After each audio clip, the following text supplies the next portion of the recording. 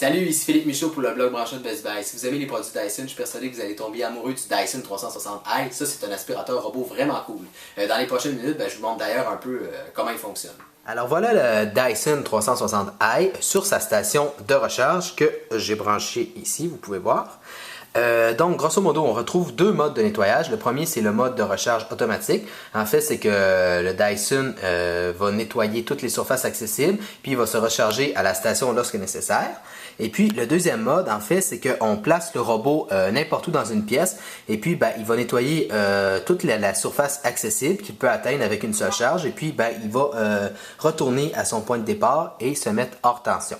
Donc on va tester le premier mode, le mode de recharge automatique. Pour activer l'aspirateur, il suffit d'appuyer sur ce bouton. Donc on voit les petits faisceaux lumineux bleus tourner.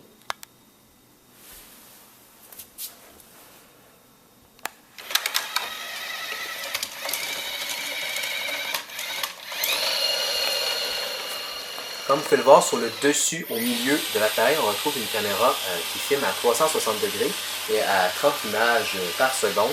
Donc en temps réel, l'aspirateur a une vision globale, si on veut, de la pièce. Donc il peut prendre les meilleures décisions, comme on va ici contourner le coin de l'armoire. Donc pour tester la vitesse d'aspiration, j'ai décidé de saupoudrer de la farine tout autour de l'aspirateur car je ne sais jamais de quel bord il va partir. Donc on va tester ça.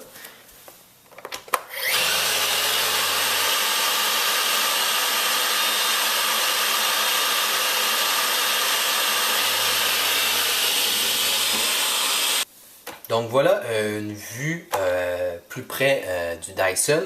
Donc en termes de poids, le Dyson comparable à ce qu'on retrouve chez la concurrence, en fait des autres aspirateurs robots, même des aspirateurs traditionnels. Donc il est assez lourd, mais il se prend quand même comme il faut. Donc une fois qu'il a fait sa tournée, il a terminé de nettoyer votre domicile, il faudra probablement le vider comme dans n'importe quel aspirateur. Donc c'est très facile.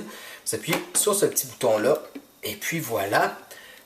Donc il y a le couvercle qui se tourne comme ça et puis vous avez ici ce qu'il a ramassé, donc ça va à la poubelle. Vous avez également ici la ligne maximum comme dans les aspirateurs Dyson traditionnels.